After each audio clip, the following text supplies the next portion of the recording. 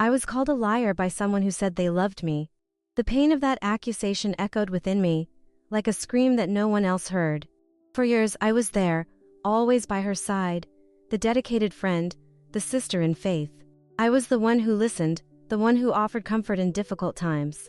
But behind that smile, there was a void that no one noticed. The smell of fresh coffee after the services reminded me of a home that was never truly mine. I was present but invisible, like a shadow amidst bright lights. But nothing prepared me for what would happen at the Sunday meeting. I knew something would change, but I had no idea of the intensity of the pain that would come. It was on that day that I learned the weight of the word sister. When she stood up, eyes filled with disdain, my heart stopped. Her words cut like a knife. She's only here to cause trouble. She's a fake. I felt the ground disappear beneath my feet. The room was full of familiar faces, but suddenly, they were strangers, as if I was in a place where I never belonged. But there was something they didn't know. At that moment, something inside me woke up. With every word she said, a spark ignited.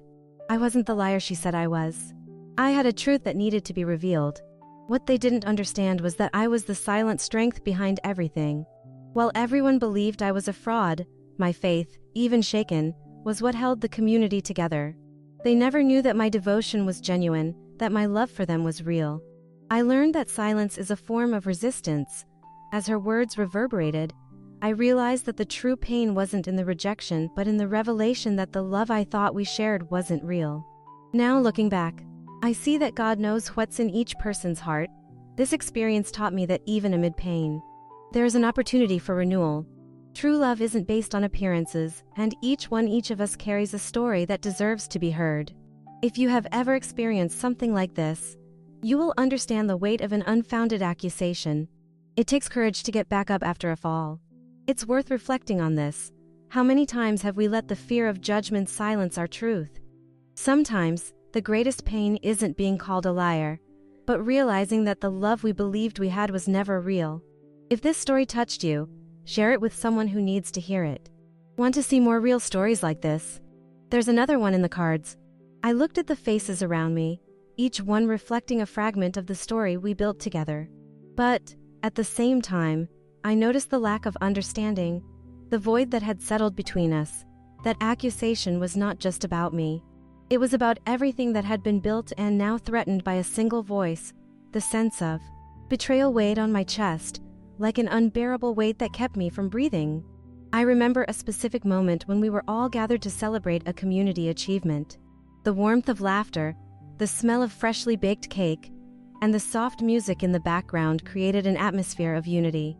I was there, serving as always, but I felt that behind my smile, there was a shadow growing.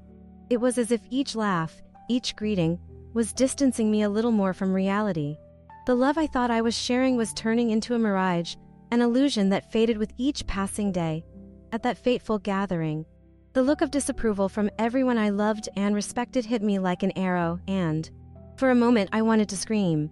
I wanted them to know the truth I held so deeply, but what could I say?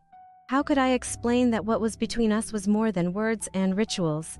The connection I felt was real, even if it was invisible to everyone else. In the midst of this emotional storm, something started to transform within me, the pain of betrayal mixed with a new strength. A silent determination not to let myself be defined by a single statement. I was not the villain of that story, and even if my truth was not recognized, I knew I deserved to be heard. With each passing day, I realized that resistance was not just an act of rebellion but a cry for freedom. The freedom to be who I was, to embrace my own narrative without fear of retaliation. It was then that I decided I would no longer remain in the shadows.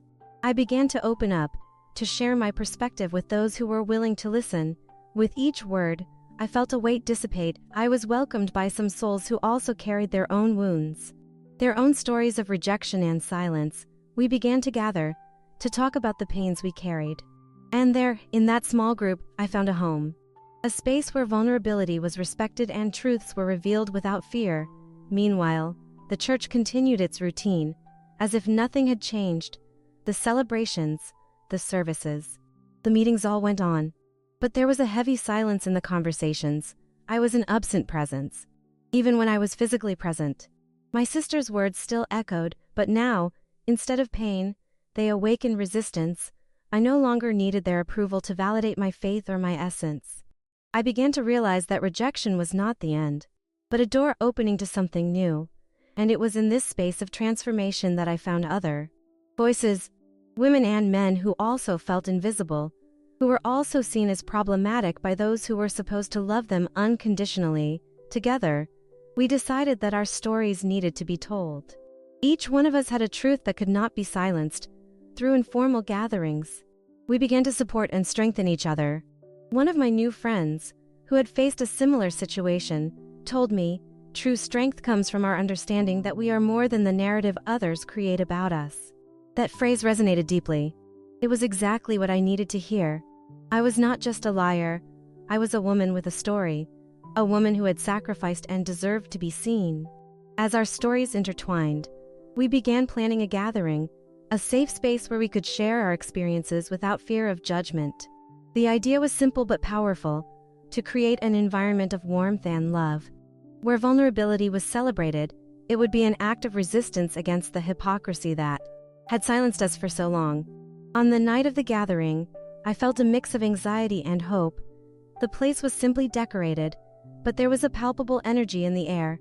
Each face that entered carried a unique story. And as we came together, the atmosphere filled with understanding and empathy. It was as if, together, we were beginning to heal the wounds that once seemed insurmountable. Thus, with each story, with each shared tear, I realized that true love was not based on appearances or rituals. It was built in sincere interactions. In the connections formed through our fragilities, the pain that once isolated me was now transforming into a bond, into a mutual understanding that, despite our wounds, we were all parts of the same body. What once seemed like separation now became a powerful union. Each shared story was like a thread of light, illuminating the shadows we had carried for so long. One night, while we were gathered together, one of the women began to talk about her experience of rejection. Her eyes were filled with tears, but there was a strength in her voice that resonated with all of us. I always felt like I was fighting alone. At every service, every meeting, I saw people coming together and I felt incapable of belonging. Hearing this, I realized that I wasn't the only one carrying this weight. There was a silent understanding among us, a recognition that the pain was a shared experience. I remembered how many times I had also felt that I didn't belong. How many times I had hidden behind fake smiles while feeling broken inside. But there, in that small group, vulnerability became our strength. What was a weakness in a hostile environment now turned into an act of courage. We were freeing ourselves from the chains that held us down, and together, we began to dream of a new kind of community. That night became a milestone for us. We decided that we wouldn't just gather to talk about our pains, but that we would also take action. We created a plan to hold an open event, where others who felt invisible could come and share their stories. It was a bold act, but we felt it was necessary. We needed to show that the church, that space that should be a refuge, could also be a place of welcoming for those who felt marginalized. As the date of the event approached, anxiety began to grow. Questions piled up in my mind. What if no one shows up? What if people mock us? But at the same time, a flame of hope grew inside me. I believed that what we were doing was important. Creating a space where the truth could be told, where wounds could be exposed to the light, was a significant step. On the night of the event, the place was decorated simply, but there was a palpable warmth in the air. People began to arrive, and the room quickly filled with voices and laughter. When I looked at the faces around me, I realized that each person there carried a story, a baggage that deserved to be heard. The feeling of unity was overwhelming. We were a mosaic of experiences, each piece unique, but together forming something beautiful. When it was my turn to speak, my heart raced. I had rehearsed so many times, but now, looking at those faces, the words seemed to escape me. But then, I remembered everything I had been through, the pain that had shaped me, and the struggle we had faced together. I took a deep breath and began to speak. I'm here to tell a story, but also to hear yours. The story of a woman who was called a liar, but who found the truth in her pain. The words flowed, and the room filled with respectful silence. Each sentence I uttered brought with it a sense of liberation. I was no longer alone. Every glance I met expressed understanding and empathy. Together, we were breaking the cycle of silence that had imprisoned us. At the end of the event, The energy in the air was electrifying. People approached, sharing how they felt welcomed for the first time. A woman hugged me, her tears streaming down. Anne whispered, "I never thought anyone could understand what I went through." With each acknowledgement, my heart filled with hope. The love that had become a mirage was resurfacing among us, in a new form. Gradually, we began to meet regularly, not just to talk about our wounds but to celebrate our victories. We created a support group where everyone could be heard without fear of judgment. It was a space of healing where voices that were once muffled now echoed freely. With each meeting, pain transformed into strength, and invisibility converted into presence. Over time, I realized that the real transformation was not just within me, but in all of us. As we shared our stories, the community began to change. Those who were quick to judge were now willing to listen. Empathy began to flourish, and the hypocrisy that had permeated the environment started to dissipate. There were still challenges ahead. It wasn't easy to change mindsets that had been entrenched for so long, but looking back, I realized that each step taken was a step towards freedom, the freedom to be who we really are, without masks. And so, we moved forward, not as victims, but as survivors. Our pain became the fuel for our transformation. Our meetings became sanctuaries of understanding, where vulnerability was not a sign of weakness, but a testament to courage. We began to explore not only the wounds we carried but also the hopes we could still nurture. I remember one night in particular when we decided to share dreams. One of the men, who had become a dear friend, timidly raised his hand and said, "I dream of creating a space where everyone can feel welcome, regardless of their stories." That simple sentence lit a spark in all of us. What once seemed like a distant utopia now became a tangible possibility. Each of us began to sketch out what that space could be, imagining a place where authenticity was celebrated and wounds, instead of dividing us, united us. A space that wasn't limited to empty rituals, but one that was a true home for those who felt excluded. The idea of a community center, a shelter where the voices of the oppressed could resonate, began to take shape. But, like any dream, we also faced doubts. What if we don't get support? What if people don't care? We questioned, but amidst these uncertainties, we found strength in the stories we shared. Each of us had faced rejection, and each of us knew what it was like to fight for a space where we could just be.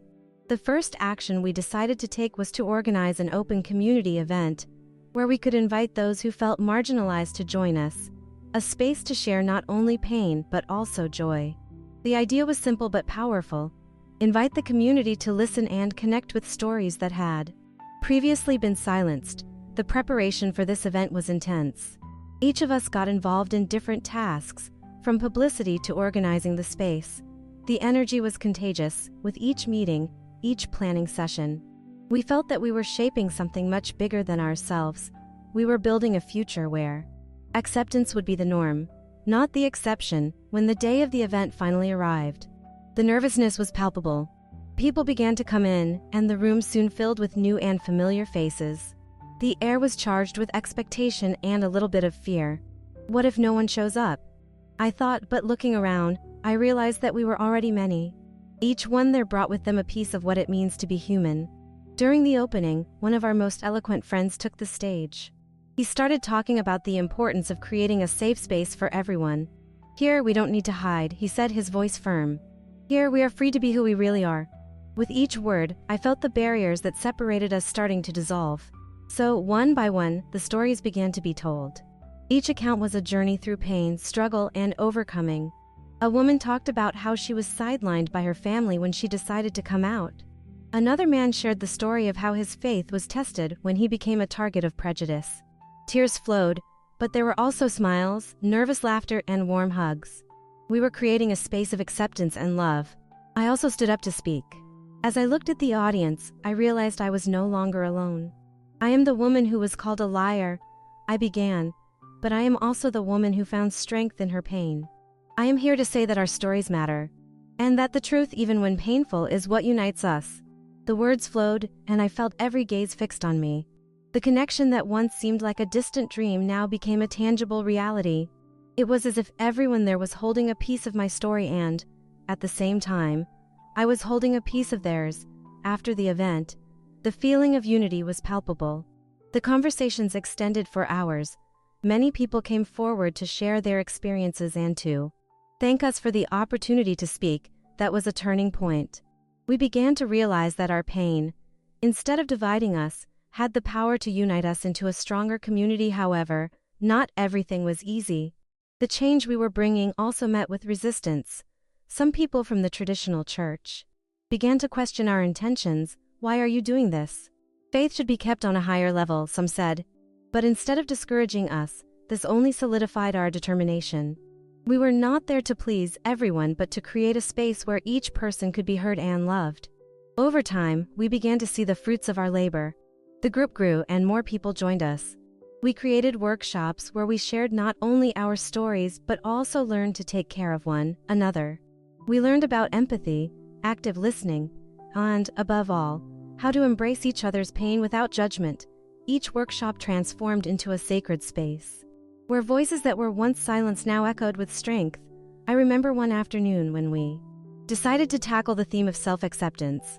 One of the participants, a man who had faced many prejudices because of his sexual orientation, stood up and shared his journey of self-love. It took me a long time to understand that I didn't need anyone else's approval to be who I am, he said, with tears in his eyes. That sentence resonated with me and everyone present. It was a powerful reminder that acceptance begins from within. With each meeting, the connection between us grew stronger. The stories intertwined like threads of a tapestry, each one contributing its color and texture.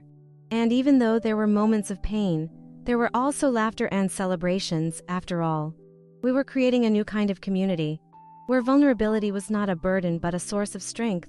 But it wasn't all roses. The resistance from the traditional church began to intensify. Some members, uncomfortable with the change we were promoting, started to openly criticize us. You are distorting the faith, they would say. This is not what God wants. I would hear these words and feel as if they were cutting the roots of everything we had built. The pain of rejection resonated again. But now, instead of shaking me, it drove me to fight even harder for what we believed in. We decided that we would not remain silent. We organized a meeting with the church leaders, not to confront them, but to engage in dialogue. It was a risk, but we felt it was necessary. We are not here to challenge faith, but to expand it. We began to explain. We wanted them to see that we were seeking a space where everyone could experience God's love, regardless of their backgrounds. The meeting was tense. Suspicious glances surrounded us. But we kept our composure when one of the leaders began to speak. His voice trembled. I believe everyone deserves love, but you are confusing things, he said. At that moment, I realized that the resistance was not just a matter of faith, but of fear. Fear of the unknown, of the different. I was overtaken by an impulse and asked to speak. I understand that this may seem like a threat, but we are here to show that diversity is also an expression of God's love. Each of us carries a truth, and these truths do not need to be opposed. We can coexist. The words came out with a sincerity that I did not expect. The silence that followed was heavy, but there was something in the air, a small crack in the resistance. Some members began to look at each other as if, for the first time, they were questioning their own beliefs. However, the response was not immediate. The meeting ended without a consensus, but I knew I had planted a seed. In the days that followed, the tension in the community was palpable. But, at the same time, I noticed that a movement was happening. Some people began to approach us, no longer with accusations, but with curiosity. What you are doing is brave, one woman told me. As we had coffee after a service, that phrase was like a breath of hope. With each new meeting we held, the number of participants grew. The community was beginning to open up, and voices that were once silenced began to echo. A new group formed within the church itself, where people could share their stories without fear. It was a space where wounds were acknowledged and treated, and where vulnerability became a link of connection. Once, we organized an event to celebrate this new phase. The theme was the power of stories. Each of us had the opportunity to share not just our pain but also our victories. When my turn came, I took a deep breath and looked at the audience. I am a woman who was called a liar, but I am also a woman who found her truth amidst the pain. I began. The room was full, and as I looked into those faces, I realized that I was no longer alone. The feeling of unity was palpable. At the end of my account, tears were falling, but there were also smiles. The energy in the air was electrifying. People began to stand up, one by one, to share their experiences. It was as if a wave of courage had been unleashed. The event ended with a collective hug, where each of us felt seen and embraced. At that moment, I realized that true transformation was within each of us. The pain that once separated us now became a bond that united us into a stronger and more resilient community. The love that emerged among us was no longer a mirage, it was a palpable reality, built from our shared truths. With each meeting, we felt that we were not only healing our wounds but also shaping a new future, where acceptance and empathy were the pillars of our faith. Over time, the conversations became deeper. We didn't just talk about our pain but also about our dreams and hopes. One of the women in the group, who had been through traumatic experiences, said, "One sanho como futuro ondas pessoas possam ser como realmente são, sem medo de serem rejeitadas." That phrase echoed in me, as a reminder that the struggle we were waging was for something greater than ourselves. It was for a space where everyone could feel safe and loved. At each meeting, we decided that we would not just talk, but also act. We started to develop a project that united our stories with concrete actions. We created an awareness campaign to show the community that diversity is not a threat, but a richness. We wanted people to see that each of us brings something unique to the table, that our differences were what made the community stronger. We decided to organize a bigger event, inviting not only the members of our small network but the entire community. The idea was to create a space for dialogue, where we could share our stories and hear the stories of others. It was an invitation to vulnerability, an opportunity to break the silence that so often isolated us.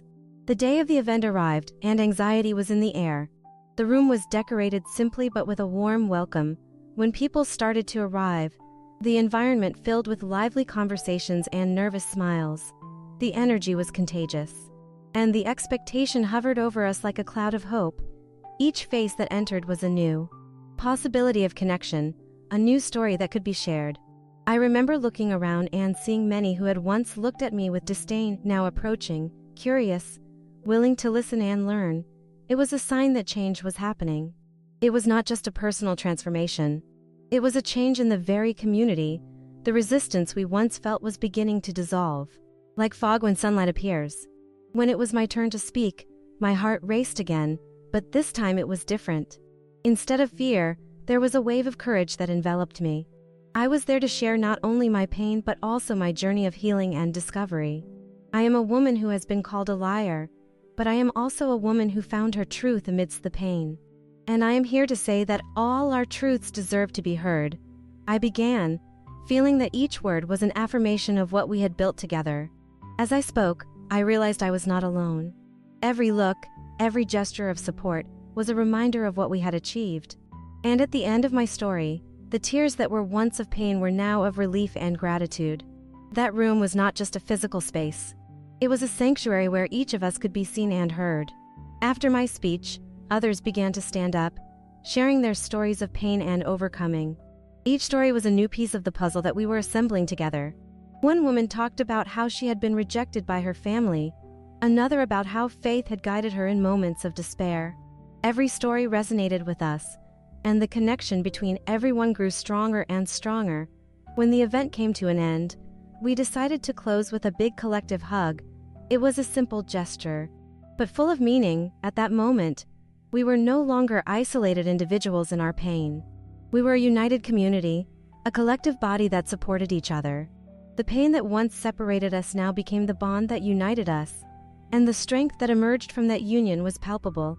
In the days that followed, the energy of that event continued to inspire us. Conversations on social media and in casual meetings became more open. People began to feel comfortable sharing their own stories, and the community started to transform into a space of welcome and empathy. However, it was not an easy path. Resistance was still present, and there were moments when the voices of criticism rose again. Some people from the traditional church continued to see our struggle as a threat. But instead of discouraging us, this only strengthened our determination. We knew we were doing something important, something that could change lives. We decided it was time to take our message beyond the walls of our community. We organized a series of talks in other churches and community spaces, where we could share our stories and the importance of inclusion. the response was surprising. Many people were willing to listen and engage in dialogue. With each talk, each shared story, we felt we were breaking down walls and building bridges. It was a transformative experience, not just for those who listened but also for us, who were sharing our truths. One of the talks took place in a small church in the city center. The atmosphere was welcoming, but there was a sense of tension. We knew we were challenging norms, but we were determined to show that faith and acceptance can coexist. When we entered, the looks were curious but also suspicious. The pastor, a man with gray hair and a serious expression, greeted us with a restrained smile.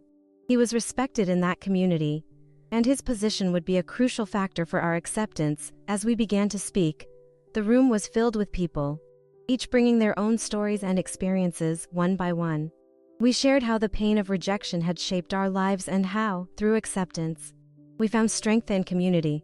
The initial tension began to dissipate when a woman, with tears in her eyes, raised her hand and asked to speak. Her account of the struggle to be accepted by her family and the church touched to everyone. Empathy began to blossom, and nervous smiles transformed into expressions of understanding. After the lecture, some people approached us, sharing their own experiences of pain and loneliness. A young woman, with a trembling voice, said, "I thought I was alone. No one had ever listened to me before." That sentence echoed within me as a reminder of the impact our stories can have. This was what we sought, to create a space where everyone felt seen and heard. Over time, more churches began to invite us. The stories we shared were creating a movement. People from different backgrounds and experiences were coming together around the idea that, regardless of differences, human connection is fundamental. Resistance still existed but began to transform into dialogues. Conversations that were previously avoided were now emerging, and the vulnerability that once was a burden became a unifying link. In one of these meetings, a man who had been a fervent critic stood up to speak. He began with hesitation, but as he spoke, his words became firmer. "I didn't understand. I didn't see the pain you carried, but now, hearing you, I see that faith must include all of us." That statement resonated deeply, and at that moment, I realized we were making a difference, that change was happening. Even if slowly, our group began to grow, and we decided to create an annual event to celebrate diversity and inclusion. We called it the Festival of Voices. The event would be an opportunity for people of all ages and backgrounds to share their stories, experiences, and talents. The idea was simple but powerful, to create a space where authenticity was celebrated. The festival would become a symbol of our struggle and a platform to give voice to all who had felt invisible. The preparation for the festival brought a new energy to our group. Each one of us got involved in different roles, from organizing the space to spreading the word on social media. The excitement was contagious. With each new day, more people came forward, offering help and support. The festival was not just an event, but a celebration of everything we had accomplished together. On the day of the festival, the atmosphere was electric. The venue was decorated with vibrant colors, and there were stands where people could share their stories and experiences. When the performances began, the energy in the room was palpable. Each story told was an affirmation that pain can be transformed into strength. By the end of the day, when people started to gather in a large circle, I realized that we were creating something special. It wasn't just an event, it was a movement. The festival attracted the attention of the local media, and soon, stories about our struggles and triumphs began to spread. This brought new challenges but also new opportunities. Some people who had doubts about our intentions started to come closer, willing to understand. Conversations that were once filled with distrust were now turning into meaningful dialogues. One day, after a lecture, a woman approached me. She was a leader in her community, and throughout our conversation, she revealed that she had also faced rejection in her own faith journey. "I didn't know a space like this existed," she said, her eyes shining. "I would like to bring this to my church." That conversation was a milestone. The idea that other communities could benefit from what we were building brought a new perspective and hope. As our movement grew, the challenges we still faced also became evident. Some people from the traditional church continued to see our actions as a threat. In a meeting, a leader stood up and said, "You are distorting the message of faith." His words cut through the air, and I realized that the resistance was still rooted, but something was different. The room was full of people who were now willing to listen and question. I felt it was time to speak again. I understand that change can be frightening, I began. But what we are seeking is God's love in its purest form. We are here to show that faith can include everyone, regardless of their stories. We are not here to challenge, but to enrich. The silence that followed was heavy, but there was a spark of hope. Some heads began to nod slowly, as if the words I had spoken had opened up a space for reflection. We were not just an isolated group of rebels, but a community seeking a deeper understanding of faith and love. The following week, we decided to organize a series of open dialogues. These would be moments when we could gather with those who opposed us and hear their concerns. It was an opportunity to build bridges, not walls. The planning was intense, and we all got involved, each bringing their perspectives and experiences to the table. At the first meeting, the room was filled with familiar and unfamiliar faces. The atmosphere was charged with expectation and a bit of tension. Suspicious glances were exchanged, but there was also a palpable willingness to understand. When we began to speak, I realized it was a crucial moment. "We are here to listen to you," I said, "and also to share why this is so important to us." The first to speak up was an older member of the community. He began to talk about his fears. "I grew up in a time when difference was seen as a threat. I believe we need to protect the values of our faith." His words were sincere, and I understood that, although his perspective was different, his concern was genuine. I responded empathetically. "I understand that change can be frightening, but we are here because we believe God calls us to love one another. Regardless of our differences, we are not trying to erase faith, but to expand it." The conversations continued, and to my surprise, many began to share their own experiences of pain and rejection. Vulnerability was creating a space for connection, and the barriers began to crumble. At one of the meetings, a young woman, visibly nervous, stood up and said, "I have always been afraid of being rejected because of my sexual orientation. I thought I could never be accepted, even by God." The silence that followed was profound. Her courage in opening up touched all of us, and I realized we were creating a space where truth could be shared without fear. These dialogues became a solid foundation for what we were trying to build. Each meeting was an opportunity to listen and learn. Through vulnerability, we began to realize that many of us carried similar wounds, and with each story shared, empathy grew. Over time, the meetings became more frequent, and the community began to transform. The conversations that were once avoided were now being brought to the forefront. The resistance that once seemed so solid began to dissolve. One day, one of the church leaders approached me after a meeting and said, "I don't agree with everything you do, but I see there is something genuine in what you are proposing. I'm willing to listen more." That was a milestone. We knew the struggle was not over, but we were making progress. The resistance was transforming into dialogue, and voices that were once silenced were now being heard. We decided it was time to take the message to the wider community. We began planning an event that would bring our stories together, not just for us, but for everyone who felt invisible. The Festival of Voices would become a symbol of our fight for inclusion and acceptance.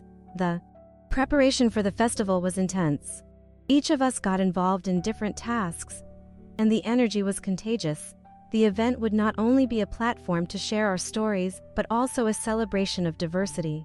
We created a space where everyone could be heard, where authenticity would be celebrated. The day of the festival arrived, and the atmosphere was electric. The venue was decorated with vibrant colors, and there were stands where people could share their stories and experiences. When the presentations began, the energy in the room was palpable. Each story told was an affirmation that pain can be transformed into strength. Listening to each account, I realized we were creating something extraordinary. It wasn't just an event, it was a movement. That day, the pain that had once separated us now became the bond that united us, and the strength that emerged from this union was palpable. After the festival, the feedback was overwhelming. People started connecting with each other, and the stories we shared. Conversations extended for days, and the energy of the festival reverberated through the community, bringing forth a deeper desire for change. Many approached us, eager to learn more and understand how they could get involved. The space that once seemed hostile was beginning to transform into a welcoming haven. I remember an encounter where a woman, with a timid look, stood up and said, "I never thought I could feel part of something like this. I always believed that my story didn't matter." That statement echoed in me. How many times had I also felt invisible, as if my pain had no value? But there, at that moment, there was a collective recognition that every story, every wound mattered. As time went on, we decided to create a more structured support group, a space where people could come not only to share their pain but also to support each other. The idea was simple: to create a safe environment where everyone could be authentic, without fear of judgment. With each meeting, the voices that were once silenced began to echo louder. It was like we were building a symphony where each note, each experience, contributed to a greater melody. The meetings became moments of transformation. One night, a man from the group, who always seemed so serious, shared how rejection had deeply affected him. He talked about the nights he felt alone, seeking a place where he could be accepted. At the end of his speech, he looked at us and said, "I don't want to live in the shadow anymore. I want to be seen." That statement resonated like a mantra, and we all felt the depth of his struggle. As the community united, we began to dream of a more inclusive future. One of the women suggested we launch an awareness campaign, not only within the church but also on social media. The goal was to show that diversity is a richness, not a threat.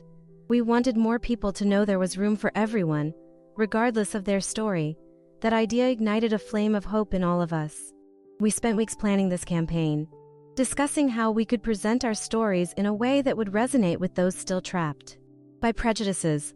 We created videos, wrote texts, and organized events where we could share our experiences. With each step, we felt that we were creating a wave of change, a current of love and acceptance that would spread beyond the walls of our community. When we finally launched the campaign, the response was overwhelming. Support started pouring in from all sides. People who had never spoken out before began to share their own stories.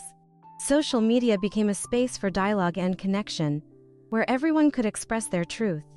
It was as if the pain that once separated us now united us in a greater purpose. One day, while responding to messages of support, I received a message from a woman who had watched one of our videos.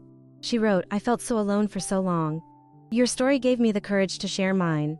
Thank you for showing me that I am not alone." That message touched me deeply. It was a reminder that every word we share has the power to resonate in someone's life and make a difference.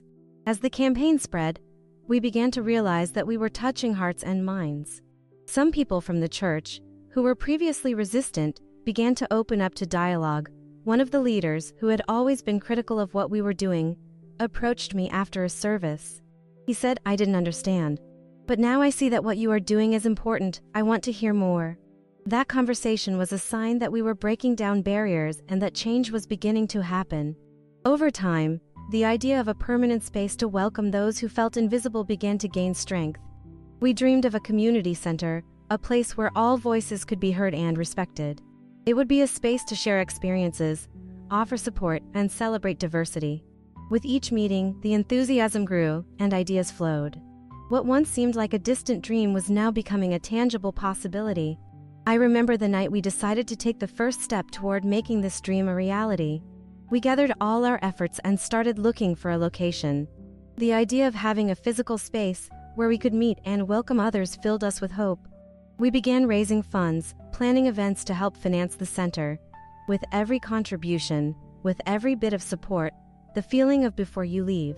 Do two things now: subscribe to the channel and activate the bell to receive upcoming messages. And share this video with someone who needs to hear this today. To continue, watch the next video. It's already in the cards and also in the description.